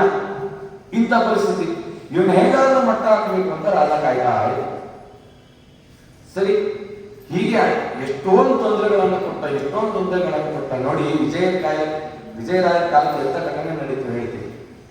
ಆ ತಿಮ್ಮಣ್ಣ ತನ್ನ ಮಗಳ ಮದುವೆ ಮಾಡಬೇಕು ಅಂತ ತೀರ್ಮಾನ ಮಾಡ. ಮಗಳ ಮದುವೆಗೆ ಅಡ್ಡಿ ಉಂಟು ಮಾಡಿಬಿಟ್ಟ. ಮಗಳ ಮದುವೆ ಕಾಲದಲ್ಲಿ ದಿಬ್ಬಣ ಬರ್ತಿದ್ರೆ ಅಲ್ಲಿ ಬೆಂಕಿಯನ್ನು ಹತ್ತಿಸಿ ಆ ಮದುವೆಯನ್ನು ನಿಲ್ಲಿಸ್ಬಿಟ್ಟ. ಅವರು ಬಹಳ ಬೇಸರ ಆಗಿ ಬೇರೆ ಊರಿಗೆ ಹೋಗ್ಬಿಟ್ರು ಕೆಲವು ಕಾಲ. ಅಷ್ಟಕ್ಕೆ ಸುಮ್ಮನೆ ಆಗಲಿಲ್ಲ. ಆ ದಿವಾನ ಎಂತ ಕೆಲಸ ಮಾಡಿದ, ತಿಮ್ಮಣ್ಣನಿಗೆ ಇಂಥ ವೈಷ್ಣವ ದೀಕ್ಷೆ ಇದೆ ಅಂತ. ಆ ತಿಮ್ಮಣ್ಣನಿಗೆ ಒಬ್ಬ ಗಂಡು ಮಗ, ಆ ಗಂಡು ಮಗನನ್ನ ತನ್ನ ಅರಮನೆ ಕರೆಸ್ಕೊಂಡ. ಒಮ್ಮೆ ಕರೆಸ್ಕೊಂಡು ತನ್ನ ಆ ರಾಜನ ಅಂದ್ರೆ ಆ ನವಾಬನ ಮಗಳಿಗೆ ಹೇಳ್ದ, ಹೇಗಾದ್ರೂ ಮಾಡಿ ಆ ತಿಮ್ಮಣ್ಣನ ಮಗನ ಮೋಹಿಸ್ಕೊ, ನೋಡಿ ಆ ಸಾವಿರ ಹುಡುಗಿ ಬಂದು ಆ ತಿಮ್ಮಣ್ಣನ ಮಗನನ್ನ ಮೋಹಿಸ್ಕೊಂಡ್ರು. ಆ ದಿವಾನ್ ತಿಮ್ಮಣ್ಣನ ಮಗ ಆ ಸಾವಿರ ಹುಡುಗಿ ಮದುವೆ ಆಗ ಅವ್ರಿಗೊಂದು ಆಘಾತ ಆಯ್ತು, ಬಹಳ ಆಘಾತ ಆಯ್ತು. ಆದ್ರೆ ಅವರು ತೀರ್ಮಾನ ಮಾಡಿದ್ರು, ಪ್ರತಿಯೊಂದು ಹರಿಚಿತ್ತದಂತೆಯೇ ನಡೆಯುವುದು, ಇದು ಯಾವ ನಮ್ಮ ಕೈಯಲ್ಲಿಲ್ಲ. ಈಗ ಆಗೋಯ್ತು ಅಂತ ನಾನು ಕೂತ್ಕೊಂಡ್ಬಿಟ್ರೆ ಮುಂದಿನ ಜೀವನ ಏನು ಸ್ವಾಮಿ, ಇದೆಲ್ಲ ನಿನ್ನ ಚಿತ್ತ, ನಾನು ಯಾವ ಜನ್ಮದಲ್ಲಿ ಏನು ಪ್ರಾರಂಭ ಮಾಡಿದ್ರು ಗೊತ್ತಿಲ್ಲ, ನಾನು ಉದ್ಧಾರ ಮಾಡಬಹುದು ಅಂತಂದು ಹೀಗೆ ನಡೀತು. ಅವ್ರಿಗೆ ಏನಾಯ್ತು, ಹೀಗೆ ನಡೀತಾ ನಡೀತಾ ನಡೀತಾ ತುಂಬಾ ಆರೋಗ್ಯದ ಸಮಸ್ಯೆ, ಅಪಮೃತ್ಯು ಕಾರಣ. ಈ ತಿಮ್ಮಣ್ಣ ಮತ್ತೆ ಈ ಗೋಪಾಲದಾಸ ಇಬ್ಬರು ಸ್ನೇಹಿತರು. ಇವ್ರಿಗೆ ವಿಜಯರಾಯರ ವಿಚಾರಗಳು ನೋಡಿ, ವಿಜಯರಾಯ ಎಲ್ಲಿ ಬಂದ್ರು ಅವ್ರ ಆಶೀರ್ವಾದ ಮಾಡಿದ್ರೆ ಎಲ್ಲರೂ ಉದ್ಧಾರ ಆಗ್ತಾ ಇರುತ್ತೆ. ಹೇಗಾದ್ರೂ ಮಾಡಿದ ನಾ ವಿಜಯರಾಯನ ಅನುಗ್ರಹ ಮಾಡಬೇಕು. ಅಷ್ಟರಲ್ಲಿ ಬಾಗಣ್ಣ ಒಮ್ಮೆ ಪತ್ರ ಕಳಿಸಿದ್ದಾರೆ ನನಗೆ, ಆ ವಿಜಯರಾಯನ ಅಂಕಿತ ಕೊಟ್ಟಿದ್ದಾರೆ, ನಾನು ಶಿಷ್ಯರಾಗ್ಬಿಟ್ಟಿದ್ದೀನಿ ಅಂತ. ಅವತ್ತಿಂದ ಕಾಯ್ತಾ ಇದ್ರು, ಯಾವಾಗ ಬಾಗಣ್ಣ ಬರ್ತಾನೆ, ಬಾಗಣ್ಣ ಕೇಳಬೇಕು ವಿಜಯರಾಯ ದರ್ಶನ ಯಾವತ್ತಾಗುತ್ತೆ. ಬಾಗಣ್ಣ ದಾಸರು ಆಗವಾಗಿ ನಾನು ಬರ್ತಾ ಇದ್ದೀನಿ, ಮಂಗರಾಯನ ಗುಡಿಗೆ ನಾವು ಬರ್ತೀವಿ ಸಾಯಂಕಾಲ, ನಾನು ನಮ್ಮ ಗುರುಗಳು ಇಬ್ಬರು ಇರ್ತೀವಿ. ಆದ್ರೆ ನಮ್ಮ ಗುರುಗಳಿಗೆ ನಾನು ಹೇಳಿಲ್ಲ, ನೀನು ಆ ಮಂಗರಾಯನ ಗುಡಿಗೆ ಬಂದು ಕಿಟಕಿಯಲ್ಲೇ ನಮ್ಮ ಗುರುಗಳ ದರ್ಶನ ಮಾಡಿ ಹೊರಟ್ಬಿಡು, ಯಾಕಂದ್ರೆ ನಮ್ಮ ಗುರುಗಳು ಆಜ್ಞೆ ಮಾಡಿಲ್ಲ ನಿಮ್ ದರ್ಶನ ಕೊಡ್ತೀನಿ ಅಂತ ಹೇಳ್ಬಿಟ್ಟು. ಸರಿ ಆಯ್ತು ಅಂತ ಹೇಳಿ ಆ ವಿಜಯರಾಯನ ದರ್ಶನ ಸಾಕು ಅಂತ ಮಂಗರಾಯನ ಗುಡಿಗೆ ಆ ತಿಮ್ಮಣ್ಣ ಬಂದು ಕಿಟಕಿಯಲ್ಲಿ ನೋಡ್ದ. ಆ ಗೋಪಾಲದಾಸರು ವಿಜಯರಾಯರು ಇಬ್ಬರು ಮಾತಾಡ್ತಾ ಇದ್ದಾರೆ. ಒಮ್ಮೆ ವಿಜಯರಾಯನ ಕಿಟಕಿ ಕಡೆ ನೋಡಬಿಟ್ರು, ಲೇ ಪಂಗನಾಮ ಬಾರ ಇದೇ ನೀವು ನನ್ನ ಪಂಗನಾಮ ಅಂತ ಕರೀತಾ ಇದ್ದಾರಲ್ಲ ಅಂತ ಹೊರಗಡೆ. ಏನಪ್ಪ ಪಂಗನಾಮ ತಿಮ್ಮಣ್ಣ ಚೆನ್ನಾಗಿದ್ಯಾ? ಪಂಗನಾಮ ತಿಮ್ಮಣ್ಣ ಅಂತ ಕರೆದಿದ ತಕ್ಷಣ ಅವ್ರು ಹಿಂದಿನ ಜನ್ಮ ನೆನಪಾಗುತ್ತೆ. ಯಾರವರು ತಿಮ್ಮಣ್ಣ ಹಿಂದಿನ ಜನ್ಮದಲ್ಲಿ ಅಂದ್ರೆ ಅವರೇ ನೀವೆಲ್ಲ ಗುರುಮಂತರಾಯ ಹಾಡಾಡ್ತಿರಲ್ಲ, ಅದನ್ನ ವೈಕುಂಠ ದಾಸರಿಗೆ ನಮ್ಮನ್ನು ಬಿಡ್ತಲ್ಲ, ಆ ತಿಮ್ಮಣ್ಣನೇ ಹಿಂದಿನ ಜನ್ಮದಲ್ಲಿ ವೈಕುಂಠ ದಾಸರು. ಆ ವೈಕುಂಠ ದಾಸರು ಯಾರು ಅಂದ್ರೆ ಪುರಂದರ ದಾಸರಿಗಿಂತ ಹಿರಿಯರು, ಬೇಲೂರಲ್ಲಿ ಇದ್ರು. ಪಂಗನಾಮ ಅಂತ ಯಾಕಂದ್ರು ಅಂದ್ರೆ ಅವ್ರ ಅಯ್ಯಂಗಾರ ರಾಮಾನುಜಿಯ ಬಂದದವರು. ವಿಜಯರಾಯರಿಂದ ಏನು ವ್ಯಾಸರಾಜರಿಂದ ಅವ್ರಿಗೆ ಅಂಕಿತ ಆಗಿದ್ರು. ಅವ್ರ ಅಯ್ಯಂಗಾರ ಮತವನ್ನು ಅನುಸರಣೆ ಮಾಡಿ ಊಟನ ಮಾಡಿಬೇಕಾಗಿದ್ದಾರೆ. ಹಿಂದಿನ ಜನ್ಮದಲ್ಲಿ ಪಂಗನಾಮ ಇಟ್ಕೊಂಡಿದ್ದಕ್ಕೆ ಈ ಜನ್ಮದಲ್ಲಿ ಪಂಗನಾಮ ಭಾಗ ಇಟ್ಟಿರ್ತಾರೆ. ನೋಡಿ ವಿಜಯರಾಯರಿಗೆ ಎಷ್ಟು ಗೊತ್ತು. ಇದ್ರ ಹಿಂದೆ ಒಂದು ಬಹಳ ಘಟನೆ ಇದೆ, ಅದನ್ನ ಇವತ್ತು ಹೇಳಿ ಪೂರ್ಣ ಮಾಡ್ತೀನಿ. ಸರಿ ಬಾಯಿಗೆ ಅನ್ಕರು, ಏನು ಚಿಂತೆ ಮಾಡಬೇಡ, ನಿನಗೆ ಮಾನಸಿಕ ಶಕ್ತಿ ಬಹಳ ಜೋರಾಗಿದೆ. ಅದಕ್ಕೆ ವಿಜಯರಾಯರ ಆ ದಿನ ಒಂದು ಮಾತು ಹೇಳಿದ್ರು, ನೆನ್ನೆ ಹೇಳಿದೆ, ಯುಕ್ತಿಯಲ್ಲಿ ಮೋಹನ ಅಂತಂದು, ಭಕ್ತಿಯಲ್ಲಿ ಬಾಗಣ್ಣ, ಭಕ್ತಿಯಲ್ಲಿ ಬಾಗಣ್ಣ, ಯುಕ್ತಿಯಲ್ಲಿ ಮೋಹನ, ಶಕ್ತಿಯಲ್ಲಿ ತಿಮ್ಮಣ್ಣ. ಏನ್ ಶಕ್ತಿ? ಮಾನಸಿಕ ಶಕ್ತಿಯಲ್ಲಿ ತಿಮ್ಮಣ್ಣ ನೋಡಿ ಅಂತಂದು. ಸರಿ ಆಯ್ತು. ಆ ತಿಮ್ಮಣ್ಣ ಹೇಳ್ದ, ಸ್ವಾಮಿ ನನ್ನ ಜೀವನದಲ್ಲಿ ನಾನು ಬದುಕಲೇಬಾರದು, ಅಷ್ಟು ನನ್ನ ಜೀವನ ಸಾಕಾಗಿದೆ, ನನಗೆ ಅನುಗ್ರಹ ಮಾಡಿ. ಆಯ್ತು, ಅನುಗ್ರಹ ಮಾಡ್ತೀನಿ. ಇವತ್ತು ನಮ್ಮ ಜೊತೆಗೆ ಇದು ಒಂದು ಮಾನ್ಯ ದಿನ ಬೆಳಿಗ್ಗೆ ಪ್ರಾತಃ ಕಾಲದಲ್ಲಿ ವಿಜಯರಾಯ ಸ್ನಾನ ಮಾಡ್ತಾ ಇದ್ದಾರೆ. ಹಾಗೆಲ್ಲ ಸ್ನಾನ ಅಂತಂದ್ರೆ ಈ ಬಚ್ಚಲ ಮನೆಯಲ್ಲೇ ಇದ್ದಿಲ್ಲ, ಒಂದು ಮರದ ಕೆಳಗಡೆ ನಿಂತ್ಕೋಬೇಕು, ನೀರು ಹಾಕೋಬೇಕು. ನೀರು ನಿಲ್ಲಕ್ಕೆ ಒಂದು ಗುಂಡಿ ಮಾಡಿರೋದು. ವಿಜಯರಾಯರು ಬಾಗಿಲು ನೀರು ಸೇರ್ಕೊಂಡು ಸ್ನಾನ ಮಾಡ್ತಾ ಇದ್ದಾರೆ. ಅವ್ರಿಗೆ ಸೋತರಂತ ನೀರೆಲ್ಲ ಒಂದು ಗುಂಡಿಗೆ ಹೋಗ್ತಿದೆ. ವಿಜಯರಾಯರಿಗೆ ಏನೋ ಶಬ್ದ ಕೇಳಿಸ್ತು, ಯಾರ ನೀರನ್ನು ಮುಳುಗಿ ಅಂತ ಹೇಳಿದಂಗೆ ಆಗ್ತಿದೆ ಶಬ್ದ. ಏನದು ಶಬ್ದ ಅಂತ ಹಿಂದೆ ತಿರುಗಿ ನೋಡಿದ್ರೆ ಈ ತಿಮ್ಮಣ್ಣ ವಿಜಯರಾಯರು ಸ್ನಾನ ಮಾಡಿ ನೀರೆಲ್ಲ ಸಂಗ್ರಹ ಆಗಿತ್ತಲ್ಲ, ಅದರಲ್ಲಿ ಗಂಟುದವರೆಗೂ ಮುಳುಗಿಬಿಟ್ಟಿದ್ದಾನೆ. ಮಕ್ಕಳು ಪಾತ್ರೆ ತೊಳಿತಿರ್ತೀವಿ, ಸಿಂಗಲ್ ಪಾತ್ರೆ ಹಾಕಿರ್ತೀವಿ, ಮಕ್ಕಳು ಬಂದು ಕೈ ತೊಳ್ಕೊಂಡ್ಬಿಟ್ರೆ ನಾವೆಷ್ಟು ಬೈತೀವಿ. ಹಿಂಗ್ ಬುದ್ಧಿ ಇಲ್ವಾ, ಎಂಜಲ್ ಕೈ ತಗೊಂಡು ಬಂದು ಇಲ್ಲಿ ತೊಳಿತೀಯ, ಹೋಗಲ್ಲಿ ಎಂದು ಬೈತೀವಿ. ಯಾಕೆ? ನಮ್ಮ ಸ್ವಂತ ಮಕ್ಕಳ ಕೈಲಿ ನಮ್ಗೆ ಬಿಟ್ಟರೆ ನಮ್ಗೆ ಅಸಹ್ಯ. ಅಂತದ್ದು ವಿಜಯರಾಯರು ಸ್ನಾನ ಮಾಡಿದ್ದೇನಲ್ಲಿ ಒಂದು ಚೂರು ಕೂಡ ಮನಸ್ಸು ವಿಚಲಿತ ಮಾಡ್ಕೊಂಡ್ರೆ ಆ ನೀರಿನಲ್ಲಿ ತಿಮ್ಮಣ್ಣ ಮುಳುಗಿತು. ವಿಜಯರಾಯ ನೋಡಿದ್ರು, ಏನು ಗುರುಗಳೇ, ಇದೇ ನನಗೆ ಅಮೃತ ಅಂತ. ನಿಮ್ಮ ಪಾದಕ್ಕೆ ಸೋಕದ ನೀರಿದೆಯಲ್ಲ, ಅದೇ ನನಗೆ ಅಮೃತ. ಅವ್ರು ಹೇಳಿದ್ರು, ನನಗೆ ದೇಹವೆಲ್ಲ ಬೆಂಕಿ ಹತ್ಕೊಂಡು ಉಳಿತಾ ಇತ್ತು, ನಿಮಗೆ ಸೋಕಿದ ನೀರು ನನಗೆ ಇವತ್ತು ಸೋಕ್ತಾ ಇಲ್ಲ, ನಾನಿವತ್ತು ತಂಪಾದೆ ಅಂತ. ವಿಜಯರಾಯರು ಬಹಳ ಭಾವುಕರಾಗಿ ಅವನನ್ನು ಕರೆದು ತಲೆ ಮೇಲೆ ಬೀಳ್ತಾರೆ, ನಿನ್ನ ಕುಲ ಉದ್ಧಾರ ಆಗಲಿ, ನಿನ್ನ ಪರಂಪರೆ ಮುಂದೆ ಬರಲಿ ಅಂತ. ಹಾಗಾಗಿ ಹರಿದಾಸ ಪರಂಪರೆಯಲ್ಲಿ ಇವತ್ತಿಗೂ ವೇಣುಗೋಪಾಲದಾಸರ ಪರಂಪರೆ ಮಾತ್ರ ಬಂದಿದೆ. ಅದು ಯಾವ ಪರಂಪರೆ ಅಂತ ಹೇಳ್ತೀನಿ ನಿಮಗೆ. ಈ ರೀತಿ ಅನುಗ್ರಹ ಮಾಡಿ ಅವರಿಗೆ ಆದವಾಗ ಇಲ್ಲಿ ಊರು ಮಧ್ಯದಲ್ಲಿ ಜಮ್ಮು ಮಸೀದಿ ಅಂತಿದೆ. ಆ ಜಮ್ಮು ಮಸೀದಿಯ ಹಿಂಭಾಗದಲ್ಲಿ ಒಂದು ಅಶ್ವತ್ಥ ವೃಕ್ಷವನ್ನು ನೆಟ್ಟಿ ಅಲ್ಲಿ ಎದುರು ಮುಖದ ಪ್ರಾಣದೇವರನ್ನು ಪ್ರತಿಷ್ಠಾಪನೆ ಮಾಡಿ ಆ ಪ್ರಾಣದೇವರ ಮುಂದೆ ಕೂಡಿಸಿ ವೇಣುಗೋಪಾಲ ವಿಠಲ ಅಂತ ಇಟ್ಟುಕೊಟ್ರು. ಕರಿಸೋ ಧಿಕ್ಕರಿಸೋ ಆದರ್ಶೋ ಹೀಗಾಗಿ ಬರದೆ ಅಂತ ಹಾಡುಗಳೆಲ್ಲ ಇದೆ. ತಿರುಮಲೇಶನ ನಿನ್ನ ಪದ ಸಂದರ್ಶನ ಅದೆಲ್ಲ ರಚನೆ ಮಾಡಿ ವೇಣುಗೋಪಾಲ ದಾಸರು. ಆ ವೇಣುಗೋಪಾಲ ದಾಸರು ಅವತ್ತಿಂದ ತಿಮ್ಮಣ್ಣನಾಗಿದ್ದರು, ತಿಮ್ಮಣ್ಣ ದಾಸರಾದರು, ವೇಣುಗೋಪಾಲ ದಾಸರು ಅಂತ ಪ್ರಚಲಿತ ಹೊಂದಿ ವಿಜಯರಾಯರಿಂದ 2 ವರ್ಷಗಳ ಆಯುಷ್ಠಾನವನ್ನು ತಾವು ಪಡಿತಾರೆ. ಈ ರೀತಿ ಆಯ್ತು. ಹೀಗಾಯ್ತು. ವಿಜಯರಾಯರು ಸಂಚಾರ ಮಾಡ್ತಾ ಇದ್ದಾರೆ. ಕಲ್ಲೂರು ಅಂತ ಒಂದು ಊರು, ಆ ಕಲ್ಲೂರು ಬಂದಿದ್ದಾರೆ. ಅಲ್ಲಿ ಕಲ್ಲೂರಲ್ಲಿ ಸುಬ್ಬಣ್ಣಾಚಾರ್ಯರು ಅಂತ ದೊಡ್ಡ ಪಂಡಿತರು.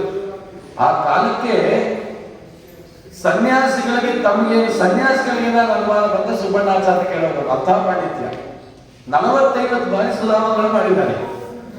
ಆ ಸುಬ್ಬಣ್ಣಾಚಾರ್ಯರು ಒಂದು ದಿನ ಸುಧಾಮಗಳನ್ನು ಹಾಕೊಂಡಿದ್ದಾರೆ. 16 ಜನ ವಿದ್ಯಾರ್ಥಿಗಳು ಅಡಿಗೆ ಅವನಿಗೆ ಹೇಳಿದ್ದಾರೆ. ಸರಿಯಾದ ಸಂದರ್ಭಕ್ಕೆ ಅಡಿಗೆ ಅವನು ಕೈಗೊಟ್ಟಿದ್ದಾರೆ. ಅವರಿಗೆ ಗಾಬರಿ ಆಯ್ತು. ಸಾವಿರಾರು ಜನ ಸೇರ್ತಾರೆ ನಾಳೆ ನಾವು ಹೇಗೆ ಈ ಸಮಾರಾಧನೆಯನ್ನು ಮಾಡುವುದು ಅಂತ ತೀರ್ಮಾನ. ಆಗ ವಿಜಯರಾಯರು ಅಡಿಗೆಯವರ ವೇಷಧಾರಿಯಾಗಿ ಬಂದು ಒಂದು ಮಡಪಂಚ ಹಿಡ್ಕೊಂಡು ಬಂದು ಸುಬ್ಬಣ್ಣಾಚಾರ್ಯ ನಾನು ಅಡಿಗೆ ಮಾಡೋರು. ಸುಬ್ಬಣ್ಣಾಚಾರ್ಯ ಬರುತ್ತೆ. ಅಡಿಗೆ ಮಾಡೋದು ಅಂತಂದ್ರೆ ಯಾವುದು ಸಾರು ಹುಳಿ ಮಾಡೋದಲ್ಲ, ಮಂಡಿಗೆ ಮಾಡಬೇಕು. ಮಂಡಿಗೆ ಮಾಡೋದು ಬಹಳ ಕಷ್ಟ. ಮಂಡಿಗೆನೂ ಮಾಡಬೇಕು, ನಾರ್ಮಲ್ ಅಡಿಗೆನೂ ಮಾಡ್ಬೇಕು. ಮಾಡ್ತೀಯ? ಮಾಡ್ತೀನಿ. ಎಷ್ಟು ಜನ ಬೇಕು ಸಹಾಯಕರು? ಯಾರು ಬೇಡ. ಸರಿ ಆಯ್ತು ಮಾಡು ಅಂತ ಬಿಟ್ಬಿಟ್ರು. ಇಲ್ಲಿ ಸುಧಾ ಅನುವಾದ ನಡೀತಾ ಇದೆ, ಜಿಜ್ಞಾಸಾಧಿಕರಣ ನಡೀತಾ ಇದೆ. ಆ ಸುಬ್ಬಣ್ಣಾಚಾರ್ಯ ಮನೆಯಲ್ಲಿ ಒಬ್ಬ ದಡ್ಡ ಇದ್ದ. ಅವನಿಗೆ ಹುಟ್ಟದಾಗಿಂದ ಮಾತು ಬರಲ್ಲ, ಶುಂಡ, ಕೈ ಕಾಲು ಸ್ವಲ್ಪ ಅಂಗವಿಕಲ. ನೀರು ಬಡಿಸಕ್ಕೆ ಅಂತ ಇಟ್ಕೊಂಡಿದ್ರು. ಆ ಸುಬ್ಬಣ್ಣಾಚಾರ್ಯ ಎಲ್ಲಿಲ್ಲದ ಅಹಂಕಾರ, ಬಹಳ ದುರಹಂಕಾರ. ನನ್ನ ಮೀರಿಸುವಂತ ಪಂಡಿತ ಇನ್ನೊಬ್ಬಿಲ್ಲ ಅಂತ ಹೇಳ್ಕೊತಿದ್ರು. ಆ ಸುಧಾ ಅನುವಾದ ನಡೀತಾ ಇದೆ. ಅನುವಾದ ಮಾಡ್ತಿರ್ತಕ್ಕಂಥವರು ಆ ಸುಬ್ಬಣ್ಣಾಚಾರ್ಯ ಕುತ್ಕೊಂಡು ಅನುವಾದ ಮಾಡ್ತಿದ್ದಾರೆ. ಮಾಡೋ ಕಾಲಕ್ಕೆ ಅವ್ರ ಬಾಯಿಗೆ ತೊದಲ್ತಾ ಇರುತ್ತೆ. ಅಷ್ಟು ಕಷ್ಟ, ಅಷ್ಟು ಕಠಿಣವಾದ ಭಾಗ. ಜಿಜ್ಞಾಸಾಧಿಕರಣದಲ್ಲಿ ಅಷ್ಟು ಕಠಿಣವಾದ ಭಾಗವನ್ನು ಹೇಳ್ತಾ ಇದ್ದಾರೆ. ವಿಜಯರಾಯರು ಬಂದರು, ಅಡಿಗೆ ಎಲ್ಲ ಮುಗಿಸ್ಬಿಟ್ಟು ಬಂದ್ರು. ಆ ಶುಂಡ ಒಬ್ಬ ಇದ್ದಲ್ಲ, ಮಾತು ಬರಲ್ಲ, ಅಂಗವಿಕಲ, ಅವನ ತಲೆ ಮೇಲೆ ಕೈ ಇಟ್ರಂತೆ. ಕೈ ಇಟ್ರೆ ಅವನ ಅನುವಾದ ಮಾಡ್ಲಿಕ್ಕೆ ಶುರು ಮಾಡ. ಅದಕ್ಕೆ ದಾಸರು ಹೇಳ್ತಾರೆ, ಸೂಚಿತ ಸಮಯಕ್ಕೆ ಪಾಚಕ ಬರದೆ ಪಾಚಕನಿಗಿಂತದಿಕ ಪಾಕವು ಮಾಡಿ ಚಾಚಿ ಕರವನ್ನು ಶುಂಡನ ಶಿರದಿಟ್ಟು ವಾಚನೆ ದೇಸಿದೆ ಸುಧಾ ಗ್ರಂಥವನು ಎನ್ನಪ್ಪ ವಿಜಯರಾಯರೆ ನಿಮ್ಮ ಮಹಿಮೆ ಪಂಡಿತರಾರಿ ಮಹಿಯೊಳಗೆ. ಇಂಥ ವಿಜಯರಾಯರ ಮಹಿಮೆಯನ್ನು ಯಾರು ಹೇಳಿಕ್ ಸಾಧ್ಯ? ಸರಿಯ ಸುಬ್ಬಣ್ಣಾಚಾರ್ಯ ನೋಡುದು, ಈ ಬ್ಯಾಟ್ರಿ ಇಷ್ಟು ಚೆನ್ನಾಗಿ ಓಡ್ತಿದೆ ಅಂತಂದ್ರೆ ಇದಕ್ಕೆ ಎಲ್ಲಿಂದ ಪವರ್ ಸಪ್ಲೈ ಆಗ್ತಿದೆ ಅಂತ ನೋಡುದು. ಓಹೋ, ಈ ದಡ್ಡನ ಬಾಯಲ್ಲೇ ಇಂಥ ಮಾತನಾಡಿಸ್ತಿದ್ದಾರೆ ಅಂತಂದ್ರೆ ಇವ್ರು ಯಾರೋ ಮಹಾನುಭಾವರು ಅಂತ ಕಾಲಿ ಬಿದ್ದಿರಂತೆ.